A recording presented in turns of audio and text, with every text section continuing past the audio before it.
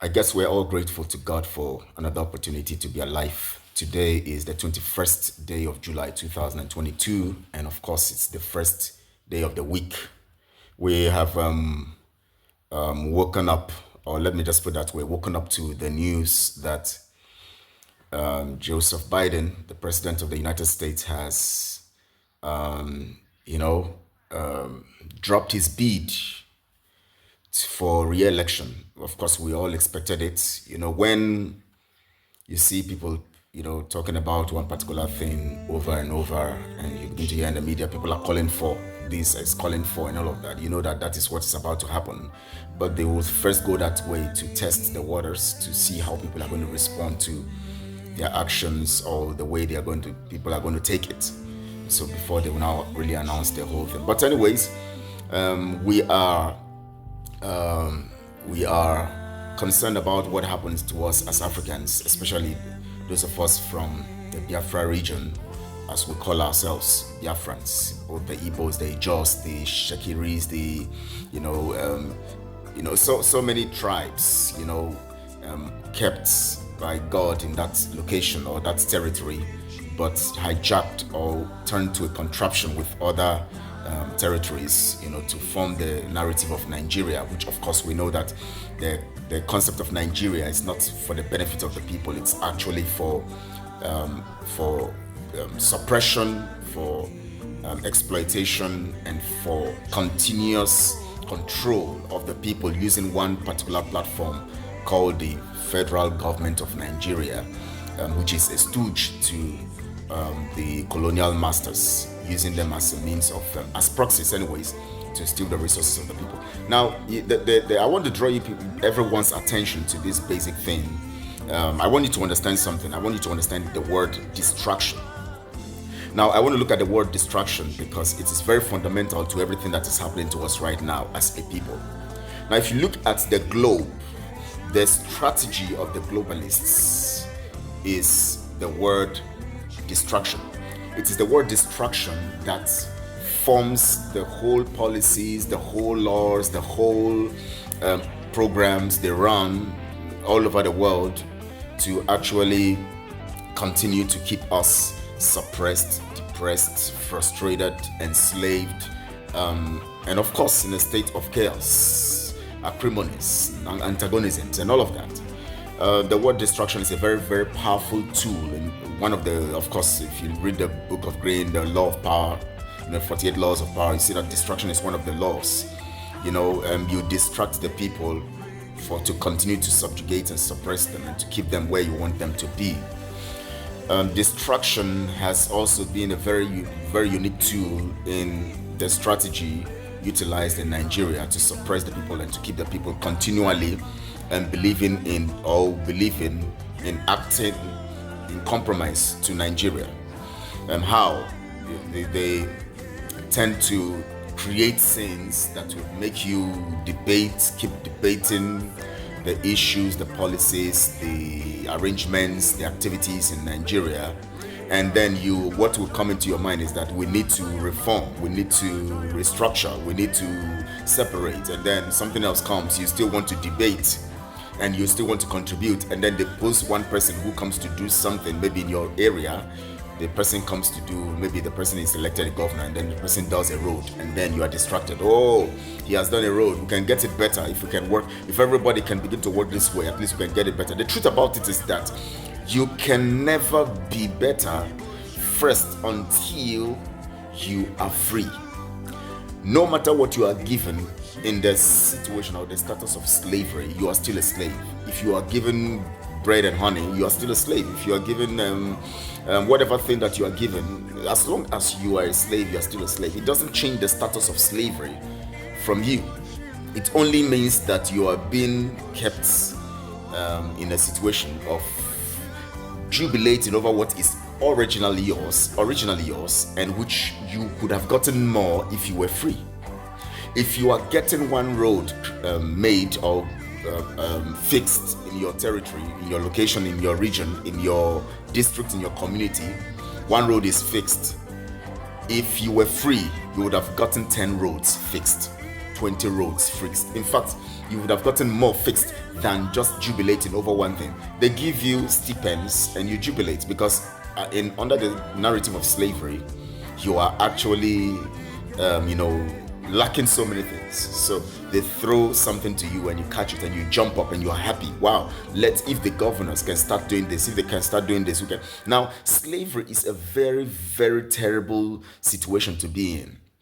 And for those who are born, most of us anyways, who are born in it, because from the 1800 or 1900s, the 19th century, when slavery began and all of that, and all of this stuff has actually affected the mindset of those who are born in it. And because you grow up to understand the anthem of the slave masters, the pledge of the slave masters, the school of the slave masters, the businesses of the slave masters, the workplace you work. They said you were going to work to, make your country great. They keep telling you things about the slavery narrative, and you keep jubilating and working in being satisfied in that situation.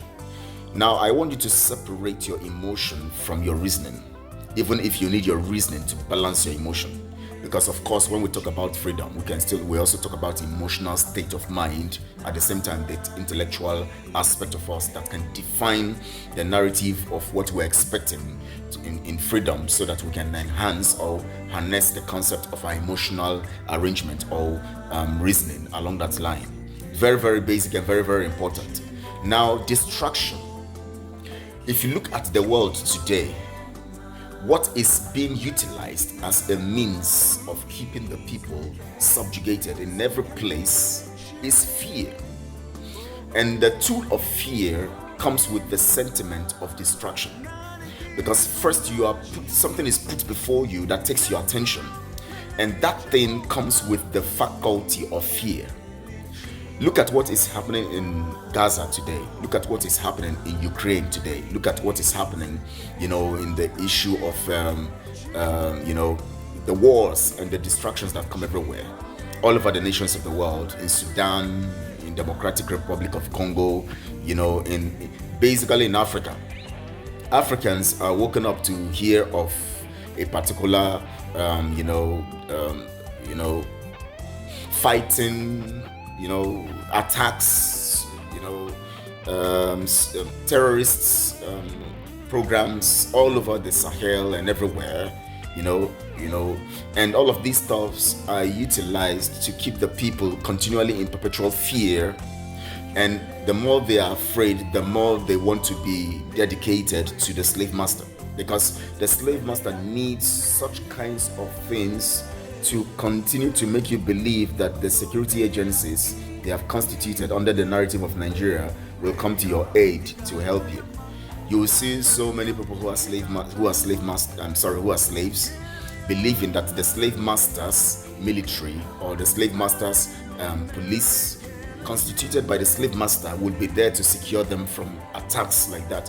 Whereas those attacks and those distractions, those people funded, those mercenaries of the colonial masters to keep you always in perpetual fear, are meant to make you very uncomfortable to believe in their security forces and their agencies and the people they send to your land to say they are peacekeeping forces and all of that. Now, you have to understand that the issue of the GMO, let me give you how distraction works. I want to go very factual. Genetically modified organisms and all of that, food and all of this stuff we eat, that they are sending to us. These things came as a result, overwhelmed us because we were distracted with so many things in the world. They kept you distracted, believing in making money from the internet, believing in going to work, wake up in the morning, go to work. Just allow the farmers, let the farmers fix the food. You just go to work, make money and buy food. Our natural way as Africans is that we are very critical in subsistent farming, where we fix our own food and all of that. It's our natural way in our house, around our surroundings. We fix our gardens and we have what is ours. But now the distraction has come. Just go and make money. No need to stress yourself farming. You can go to the markets, the supermarkets, wherever we have this stuff where they're packed, you buy the grains, buy what you want, eat, just go make money, and once you make money you can get anything you want. And they distract you with that, and as soon as you are distracted, they now go to the farms, they now buy the people, buy the farms, take over the farms, and then begin to plant what they want you to buy with your money when you work in the organizations and companies. I'm not saying working in companies and all of that is bad, but the truth about it is that they have made you believe that you don't need to farm your food. You can always buy your food because you would always be given money. Now you can farm.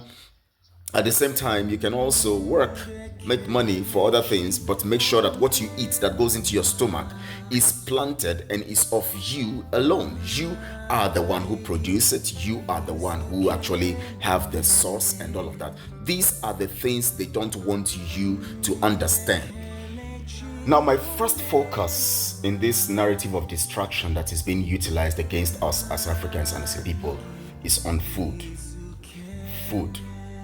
Now, why is it that we have neglected our communities, our villages, and we are all over the places in the cities or out of our communities seeking for something, and that thing is just money?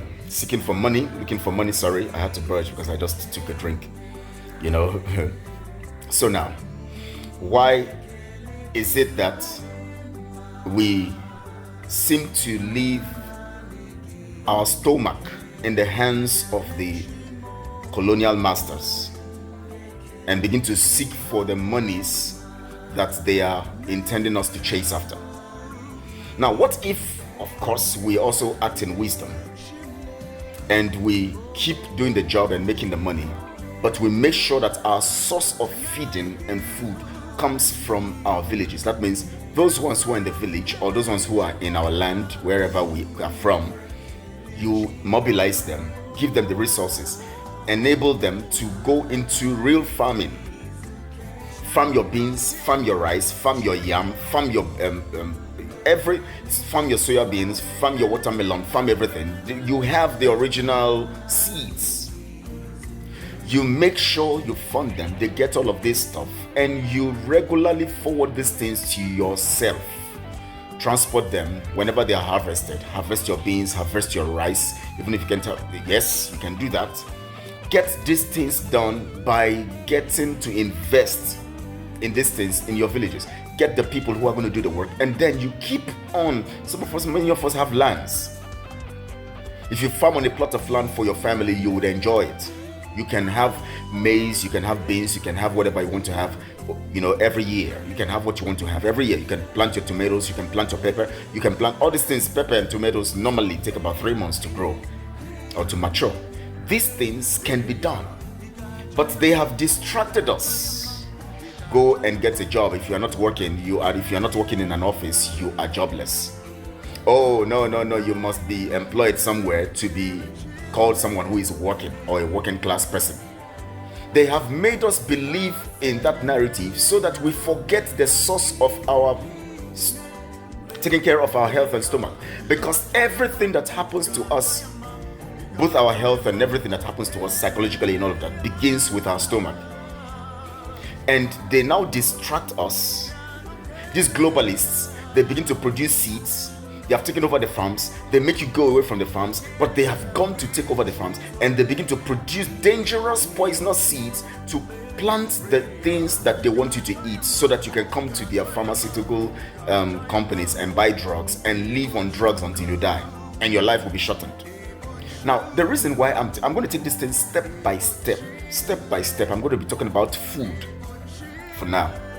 Why can't we invest in our community? Even if you're not in the village, you're working somewhere else, or you're not in the land where you grew up, because your land can also be a city. Why not invest in getting a plot of land, or getting to invest in the farm business in your community, supporting or funding the people who are in the village, or the people you can trust, and fixing a very formidable system that will help your farming business go on, so that they can be sending your food fresh from we have got buses moving everywhere from the east to wherever you are. You can order your food and then they can send it anywhere. You can package your stuff. The money's used in buying so expensive in the cities, you save it for transportation, and you get your food to yourself. Why can't we do all of these? So we must save ourselves from this foolishness. They have pumped into us this kind of foolishness by distracting us. Let me tell you something. Unless we begin to think out of the box, from that box they have kept us, how we can reason. Whenever we are reasoning along the line of what they want us to reason. Few of them controlling the world, controlling our minds, controlling everything about us. They keep us distracted with things happening all over the world, and you are not, before you know it, you are actually walking according to the tenets they have set. They are putting you in that place where they want you to be. We have to defeat this control over our stomach. Now today, we are all screaming. Everybody wants to, everybody wants to show that they are big men. The word big man. I don't know what that means, that phrase means, big man. It makes no sense.